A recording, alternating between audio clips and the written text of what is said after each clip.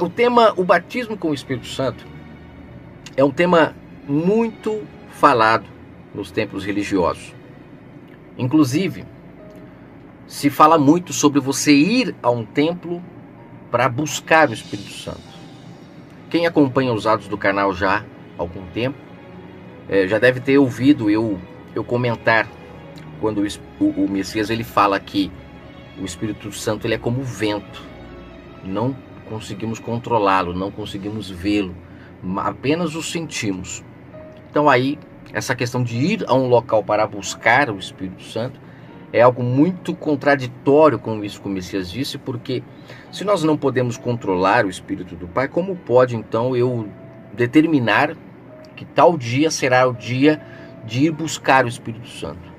É uma coisa muito estranha, porque quando a gente abre o nosso entendimento, ou na verdade não é nem nós que abrimos, é o Pai que abre, porque eu mesmo não imaginava que eu iria ter esses entendimentos um dia. Eu lia a palavra, não compreendia quase nada do que eu lia. E na questão de um dia para o outro, a mente já estava totalmente modelada de uma forma diferente do que aquilo que eu estava acostumado. Ela já estava, no meu ponto de vista, descauterizada, porque eu já conseguia enxergar as Escrituras sem o fermento. E isso é muito importante para que a gente possa se libertar dos enganos que aprendemos durante toda a vida, né, praticamente. Muitas pessoas, toda a vida. Alguns estão se libertando enquanto é tempo de muitas mentiras. E uma das grandes mentiras que, no meu ponto de vista, se diz é sobre essa questão de você ir a um local para buscar o Espírito Santo. Porque o Espírito Santo, de acordo com o profeta Joel, ele já foi derramado sobre toda a carne na ressurreição do Messias. De acordo com o profeta Joel, no capítulo 2, ali ele diz que o Espírito do Eterno, porque quando fala o batismo com o Espírito Santo, nós temos que entender que este santo está se referindo ao Pai, porque ele é santo.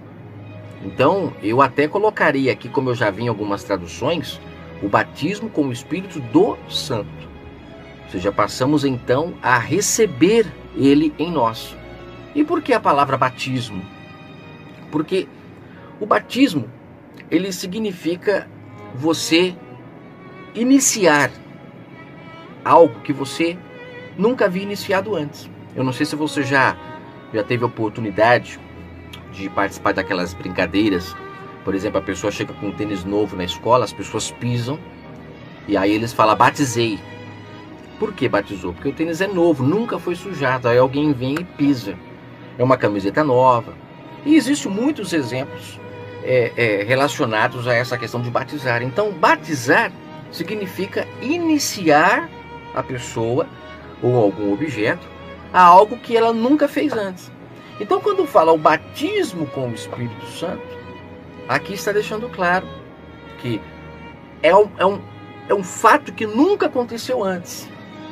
Aconteceu de forma esporádica, né, na velha aliança, quando o Pai ali falava com os seus profetas, porque ali era, com certeza, eles recebendo o santo em si, o Espírito do Santo em si, para poder falar com o povo, né?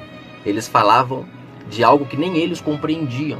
Então isso mostrava o quanto eles estavam cheios do santo. Só que isso não era aberto a todos. E não podia também, porque as pessoas não estavam preparadas para isso. Só que quando vem o Messias ele deixa claro que ele não deixaria as pessoas órfãs. Eu vou ler os textos, mas antes de começar a ler, eu quero fazer um resumo rápido. O Messias disse que ele não deixaria os seus discípulos órfãos.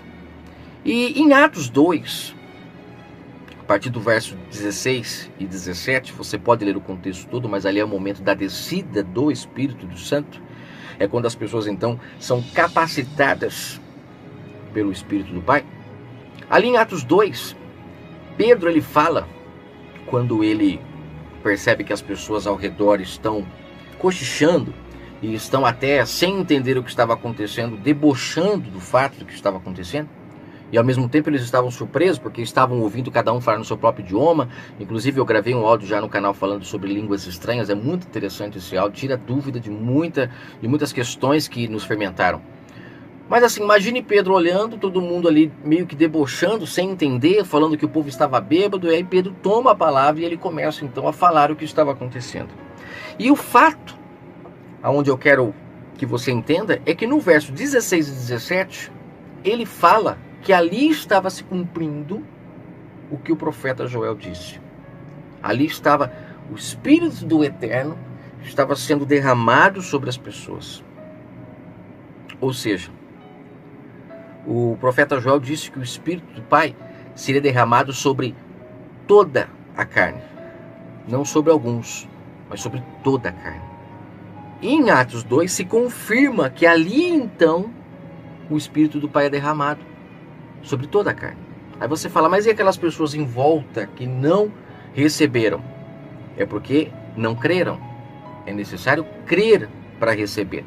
Quando você entende o que é ser batizado pelo Espírito do Pai, aí você então o recebe. Esse é o detalhe. Essa questão mágica de que você vai num lugar e você fica esperando ele vir sobre sua vida e você vai frustrado para casa porque nunca recebeu, né? Como eu conheço muitas pessoas que já me falaram, irmão, eu ia para casa chorando, porque eu ficava pensando, Deus, o que você tem contra mim, né? As pessoas falando para mim, elas falavam, o que você tem contra mim que não me batiza?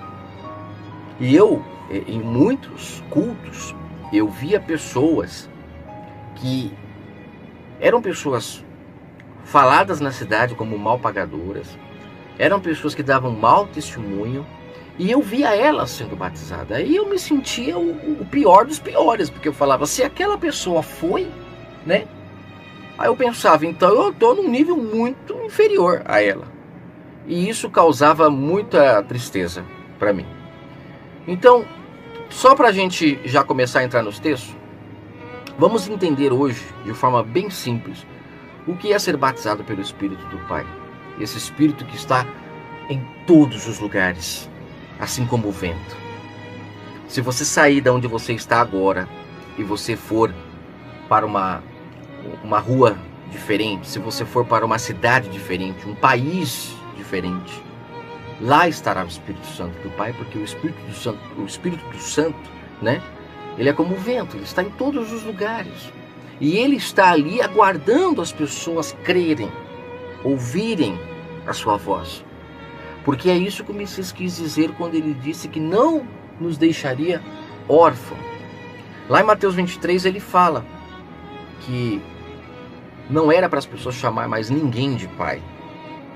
As pessoas elas estavam debaixo de muitos tutores, de muitos líderes, né, chamados nas escrituras de mordomos, pessoas que o pai chamou lá no comecinho para cuidar do seu povo, quando ele constrói a vinha, como está escrito em Marcos 12. E ele chama então muitas pessoas para serem os seus, não digo subordinados, mas os seus trabalhadores. Inclusive tem uma parábola da vinha que ele chama essas pessoas. Só que no decorrer da história, como o Estevão deixa claro em Atos 7, que inclusive é o próximo áudio que eu vou gravar, é a leitura de Atos 7, que ela é fortíssima. Mas lá em Atos 7, Estevão fala que aqueles homens, eles receberam todo o ensinamento da mão dos anjos para passar para o povo, mas eles se rebelaram. Eles tornaram-se pessoas incircuncisas, não davam ouvido mais à voz do Pai. Então o Espírito do Pai já não estava mais falando com eles, eles estavam falando da boca para fora. Aí é na onde a gente entende o porquê como Jesus chamava de cegos, porque aquele que tem o Espírito do Pai, ele não é cego, ele não é mudo, ele não é surdo, ele não é paralítico, porque o Espírito do Pai ele cura as pessoas. Só que essa cura não é física, ela é espiritual. Você passa a entender o que está acontecendo. Só que as pessoas elas querem ver para crer, porque esse é o sistema que foi nos ensinado. Trouxeram a humanidade para cá novamente, aonde você acredita muito mais em uma cegueira física, onde a pessoa é curada, você acredita que ali sim existe o Criador dos céus e da terra, mais do que aquela pessoa que antes ela era uma pessoa que fazia coisas erradas e ela consegue enxergar o mal que ela fazia e agora ela caminha no caminho certo. As pessoas hoje em dia elas dão muito mais valor para a cura física do que para a espiritual, mas o que muda o mundo é a cura espiritual. Inclusive eu já vi muitos casos, não sei se você já ouviu, eu lembro quando eu era criança, eu vi um testemunho de um rapaz que ele era bandido e ele acabou em meio a um assalto ficando paraplégico, né? E muitas pessoas dizem que foi Deus que o deixou paraplégico, porque se ele continuasse roubando, né, ele teria matado a vida de muitas pessoas. As pessoas que falam isso, elas estão totalmente fora de si, porque o Pai não tem intuito de alejar ninguém, ele não tem intuito de fazer ninguém sofrer, como muitos falam, você vai vir pela dor para buscar ao Criador do Universo. Então não é o Criador do Universo, porque o nosso Pai não tem interesse de causar dor nas pessoas. Ele quer que as pessoas se arrependam dos seus maus caminhos. Então o Pai, ele quer ver muito mais uma pessoa ela era paraplégica no espírito, no sentido de paralisada de fazer o bem.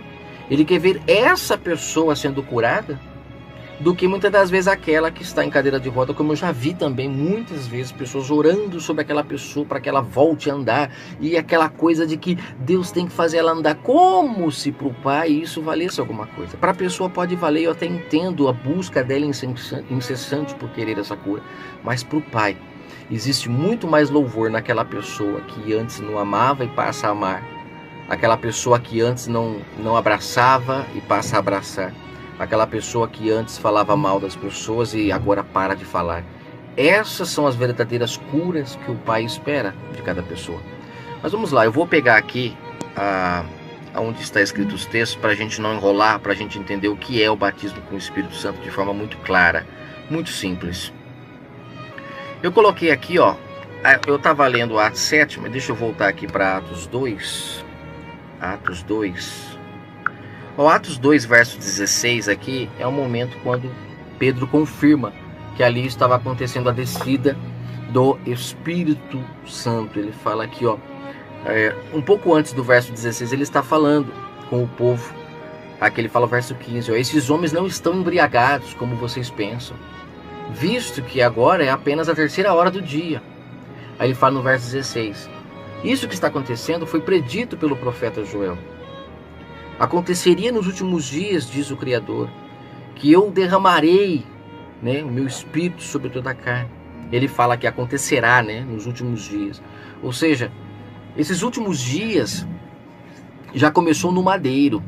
Não é o que vai acontecer ainda não, como tem gente que acha que essa passagem aqui ainda vai acontecer. Pedro está deixando claro que aquele momento ali era onde já estava acontecendo. Então aqui ele fala que aqui está se concluindo o que o profeta Joel disse. Acontecerá nos últimos dias, diz o Criador, que derramarei do meu Espírito sobre toda a carne. Os vossos filhos e as vossas filhas profetizarão, ou seja, vão falar, vão se desprender dessa mudez que o sistema colocou nas pessoas.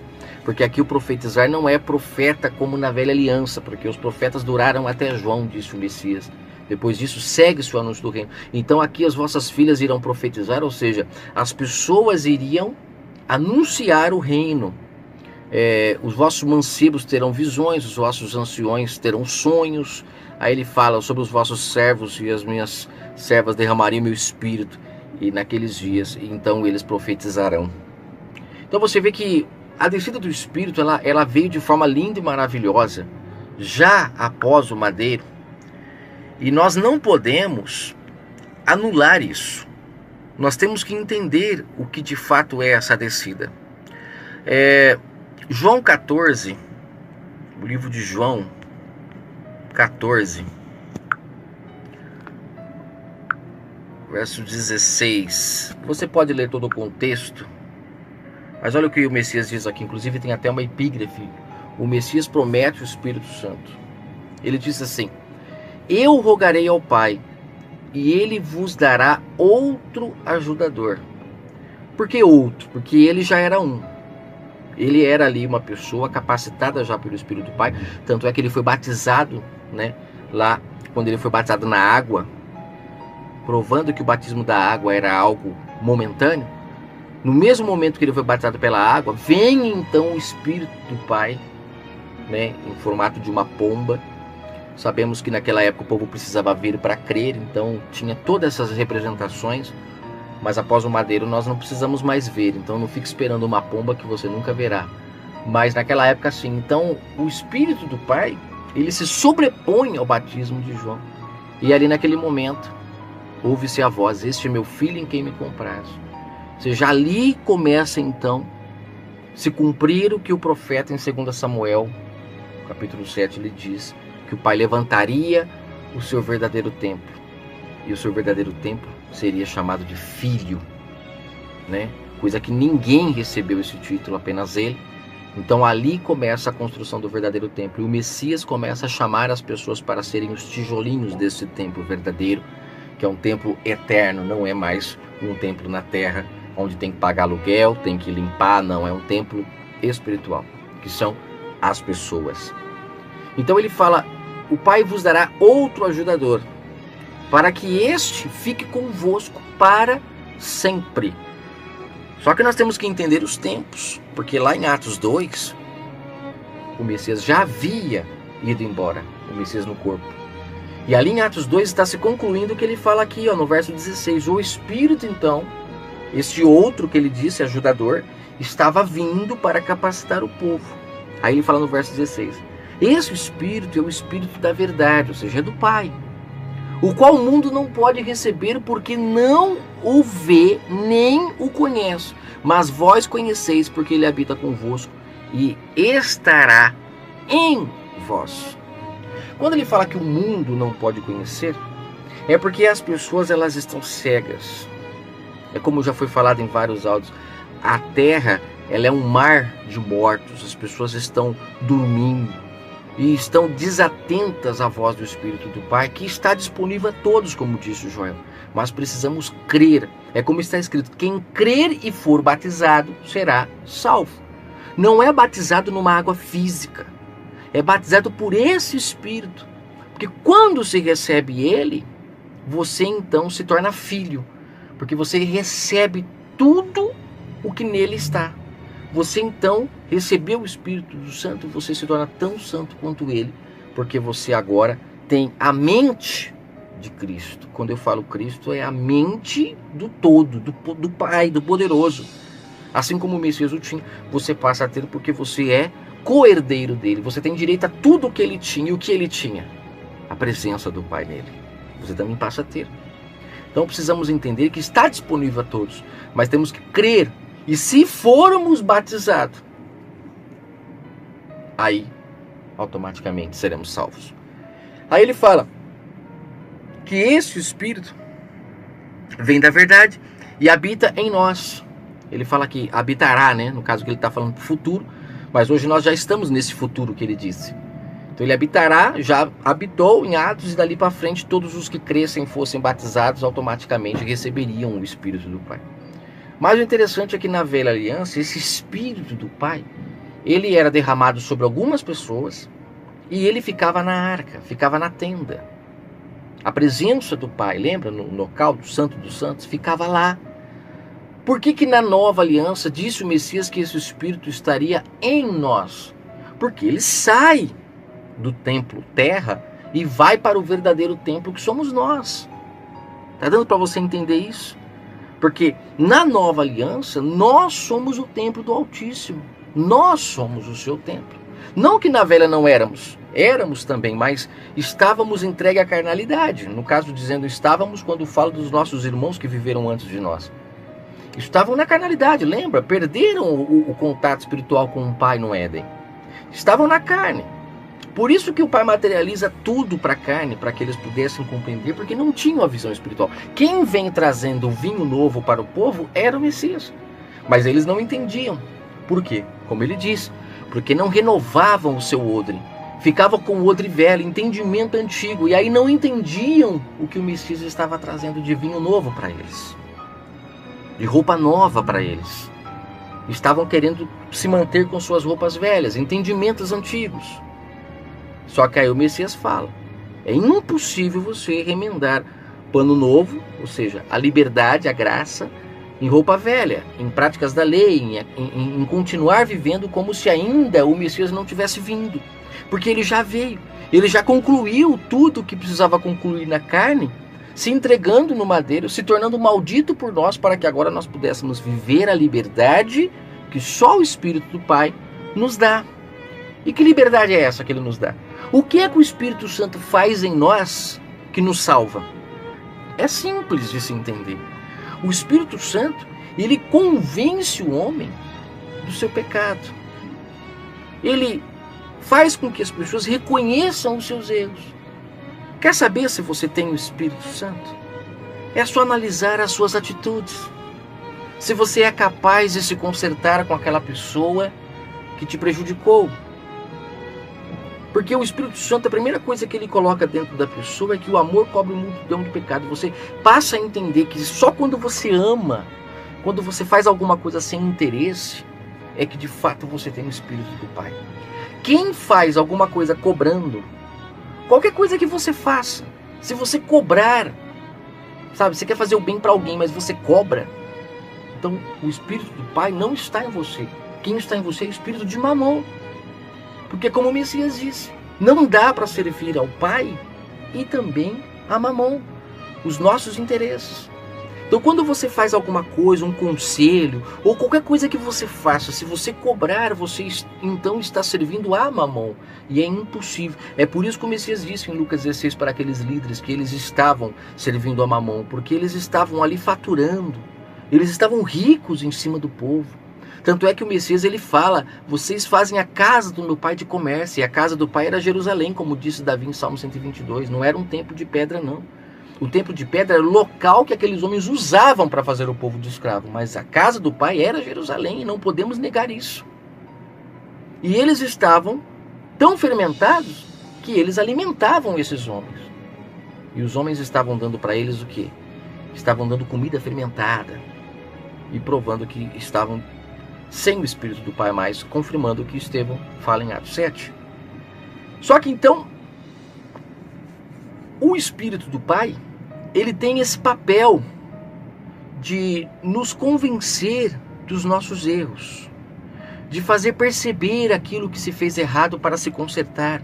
Porque é só quando você vai lá e se conserta com o teu irmão que o Messias está em nosso meio. É como ele disse em Mateus 18. Onde tiver 2 ou 3 fazendo as pazes, porque lá o contexto ele fala sobre isso. Se tiver em briga com teu irmão, vai lá, chama ele, procure fazer as pazes. Se ele não quiser, chame uma testemunha. Porque onde tiver 2 ou 3, ou seja, você e a pessoa que você está brigada, se reconciliando. E se ele não quiser, chame a testemunha. Onde tiver esse tipo de situação, eu estou. Porque o objetivo do Espírito do Pai é fazer com que as pessoas se reconciliem umas com as outras. É fazer com que as pessoas deixem de colocar fardos umas sobre as outras. É fazer com que as pessoas deixem de lucrar umas sobre as outras. Esse é o objetivo do Espírito Santo. E quem tem o Espírito do Pai age dessa forma. Não adianta nada você ficar dentro de um templo esperando um Espírito que vai fazer você virar cambalhota, se do lado de fora, aonde de fato você precisa exercer essa santidade que o Espírito Santo propôs em você, você não fizer. De nada adianta. Conheço muitas pessoas que falam essas línguas aí que ninguém entende nada, que nem idioma é, porque tinha que ser pelo menos algum idioma para ser de fato uma capacitação do Pai, como aconteceu em Atos. Mas nem isso é.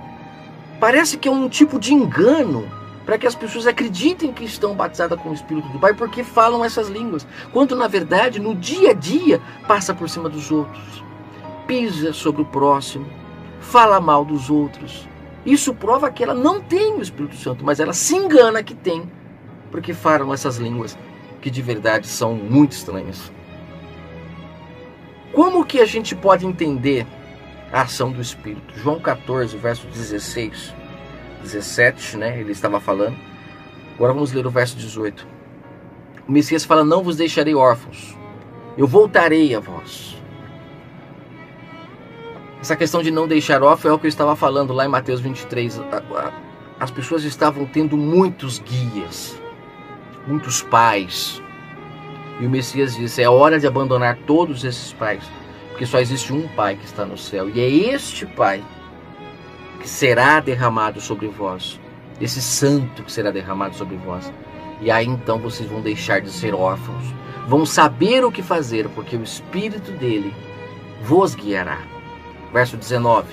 É aqui, gente, na verdade, que se conclui a questão de que na graça, se de verdade estivéssemos vivendo ela, se o sistema não tivesse fechado as portas do reino para nós, é aqui que se conclui a questão de que não precisa de pastor, não precisa de guia, não precisa de nada. Porque é o Espírito do Pai que nos guia. Se formos guiados pelos homens, estamos sujeitos a estarmos indo para abismos profundos. Porque como está escrito, um cego guiando outro cego vai cair no abismo. Agora, se estivermos sendo guiados pelo Espírito do Pai, aí sim, estamos indo pelo caminho correto. E esse Espírito do Pai foi derramado sobre todos. Foi liberado. Mas aí vem o sistema que não aceitou que o véu se rasgou. Eles pregam sobre essa questão do véu ter se rasgado, mas não aceitam. Porque a pessoa que aceita que o véu se rasgou, ela entende que o véu se rasgou significa as pessoas agora voltam a comer da árvore da vida. Elas voltam agora para o Éden. Porque o véu se rasgando, ele representa o Éden sendo aberto novamente para as pessoas. Ou você não entende isso? O Messias, ele não fala que ele veio trazer a vida eterna. E a vida eterna só tinha quem estava no Éden comendo da árvore da vida. Quem é a árvore da vida? Leia João 15. Eu sou a videira verdadeira. Ele é a árvore da vida. Quem comer dele vive eternamente. Só que estes homens que perderam suas mordomias, esses mercenários, como ele disse em João 10, não aceitaram perder as ovelhas. Costuraram o véu de novo na mente das pessoas. E quando eu falo costurar é porque mantiveram o povo no engano. Não aceitaram que eles vestissem a roupa nova, porque se eles vestissem, eles se livrariam de todo e qualquer guia, para ter apenas um guia guiando a sua vida, que é o Espírito do Santo. Mas as pessoas, elas negam o Espírito do Santo para ficar atrás de homens que costuraram o véu e não deixam as pessoas entrar no reino. Como o Messias disse, eles não entram e não deixam as pessoas entrarem. Não entram por causa de suas ganâncias, porque se eles entendessem o quão mal eles fazem para as pessoas, impedindo elas de entrar no reino, eles abririam esse véu agora mesmo na mente delas, para que elas pudessem entrar no reino. O reino do Pai já veio no madeiro, mas o sistema não aceitou, o matou. E agora você acha que eles estão aí falando dele porque passaram a amá-lo de uma hora para outra?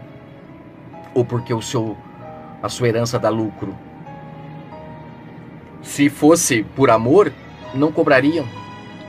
Porque o amor, ele não cobra. O amor não tem interesses. O amor não faz barganhas.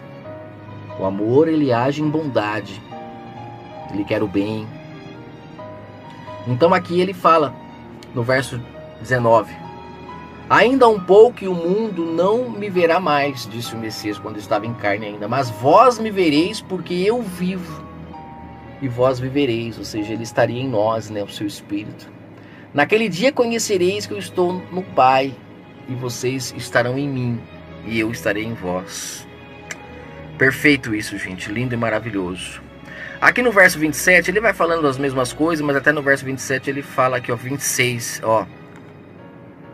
Verso 25, ele fala assim: essas coisas que eu vos falei, estando ainda convosco, ou seja, tudo que ele disse.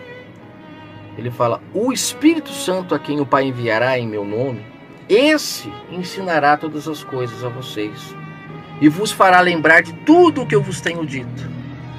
Deixo-vos a minha paz eu vos dou, não vou lá dou como o mundo a dá. Não se turbe o vosso coração, não se atemorize. Ou seja, a paz do Messias é uma paz de dentro para fora.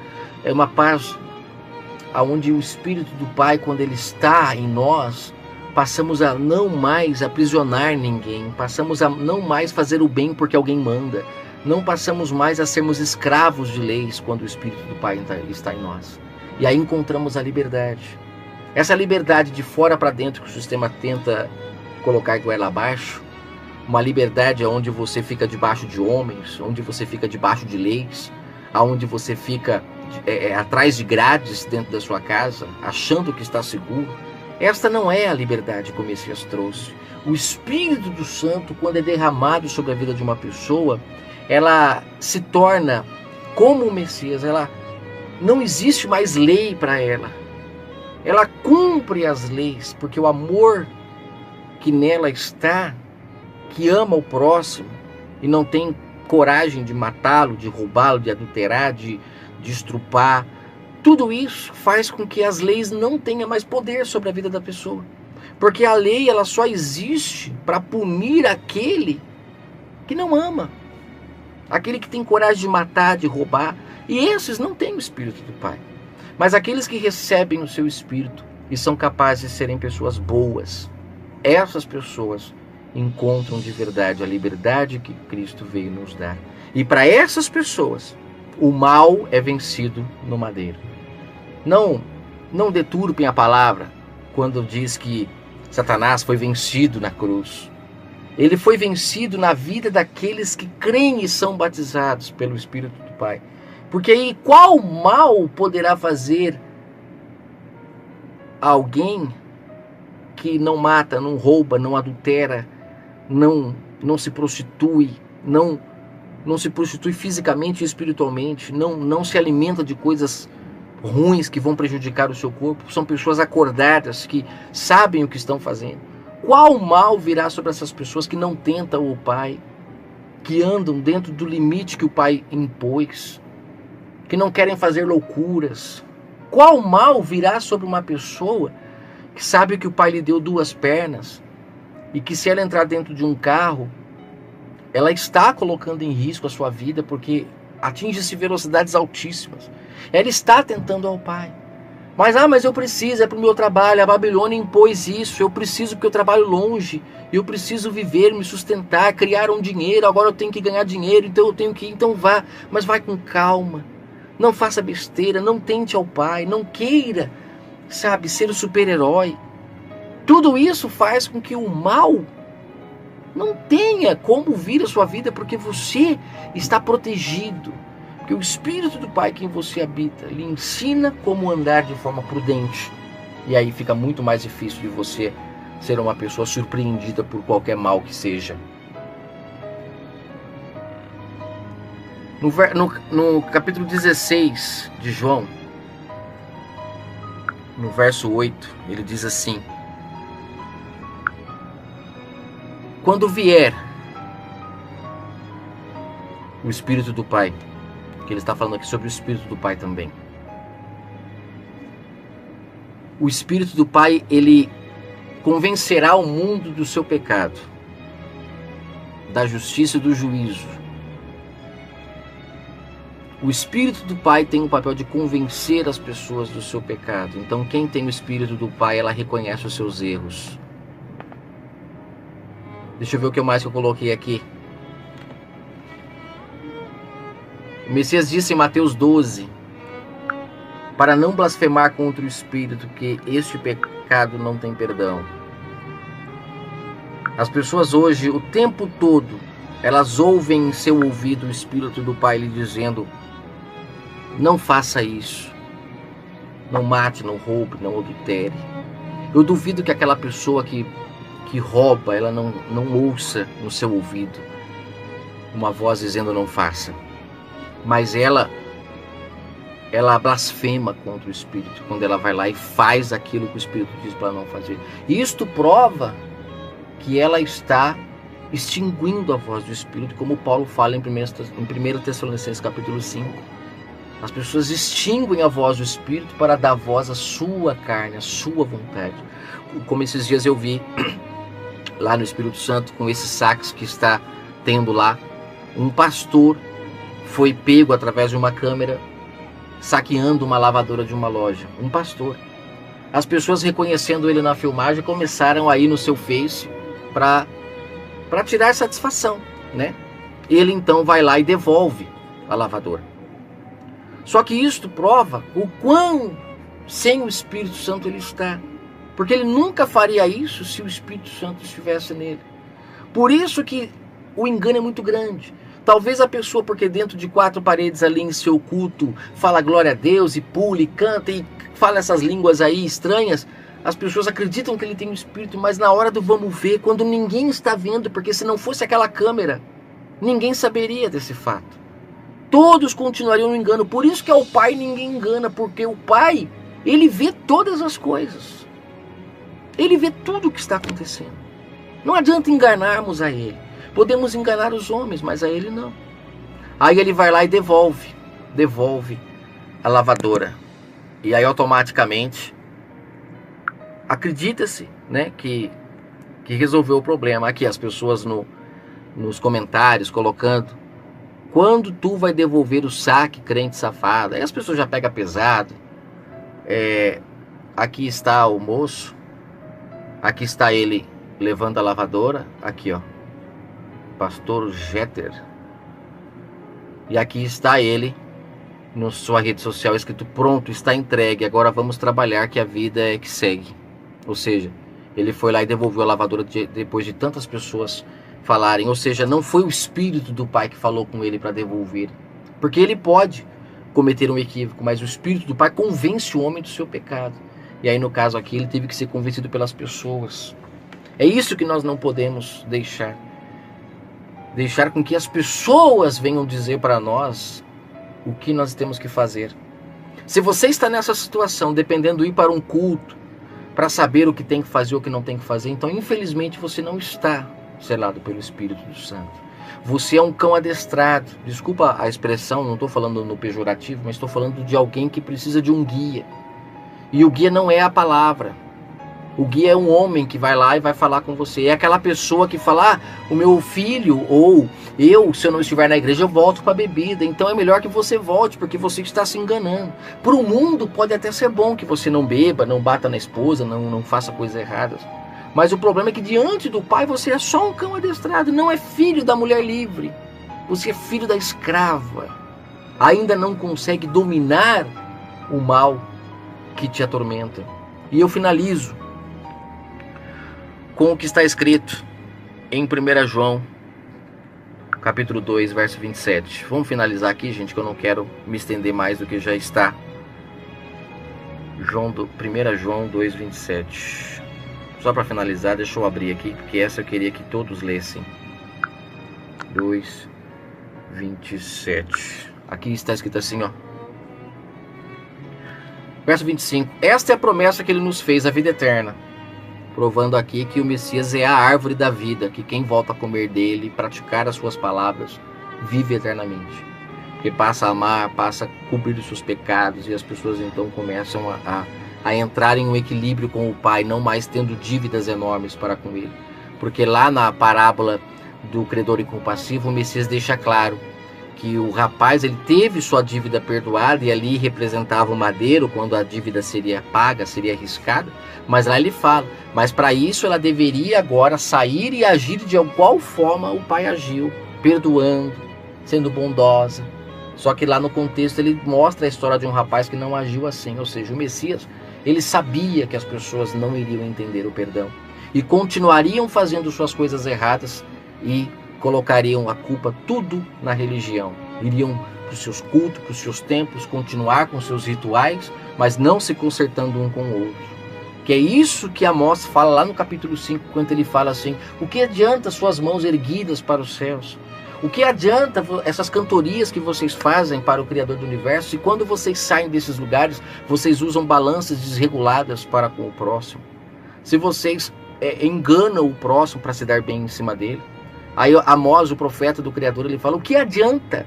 Ele falou: o Pai só quer uma coisa, que a sua justiça corra como rios entre vós, que haja amor entre vocês.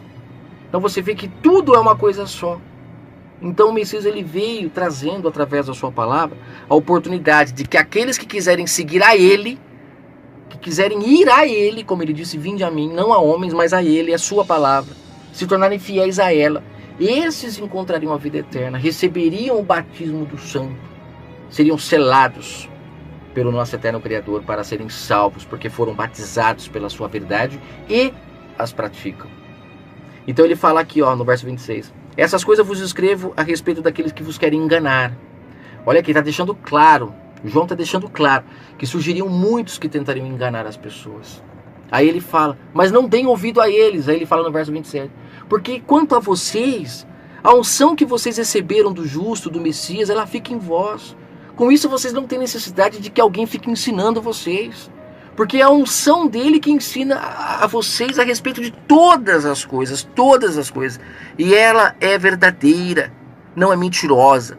Como vos ensinou ela, assim nele permaneceis. Olha, assim como ele disse a sua verdade, permaneçam nela. Não caiam em armadilha de homens que querem se beneficiar. E para finalizar, livro de Hebreus, capítulo 8, onde Paulo, compreendendo tudo isso, ele fala a mesma coisa que João diz ali, mostrando que o Espírito era um que estava escrevendo este livro. Autores vários, escritores vários, mas escritores vários, né? Mas o autor, aquele que deu todo o entendimento era um, era o eterno Criador. Ele fala aqui no verso 10, ó.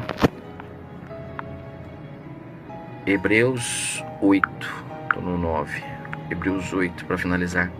Ele fala assim: ora, este é o pacto que eu farei com a casa de Israel, Paulo dizendo para aquele povo.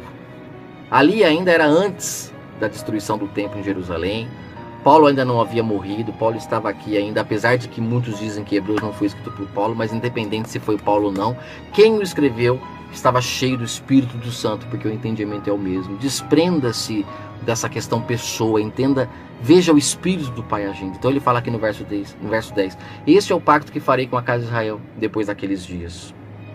Que dias? Diz o Senhor, porei as minhas leis no seu entendimento. De acordo com o profeta Joel, isso já aconteceu após o madeiro. Então aqui Paulo, quando ele fala depois daqueles dias, é depois da morte do Messias. Ele fala, colocarei as leis do Pai no seu entendimento. Aqui ele fala em seu coração, mas na verdade é no entendimento mesmo que funciona. Mas vamos falar no coração no sentido de amor, teremos um carinho por essas leis. Aí ele fala, no seu coração as escreverei, serei o seu Deus e eles serão meu povo. Não ensinará cada um ao seu irmão, aqui está com cidadão, mas é ao seu irmão. Nem cada um ao seu irmão, dizendo, né? Conhece ao Criador, porque todos me conhecerão, desde o menor até o maior, porque eu serei misericordioso para com suas iniquidades, seus pecados não me lembrarei mais. Por que ele não se lembrará mais dos pecados das pessoas?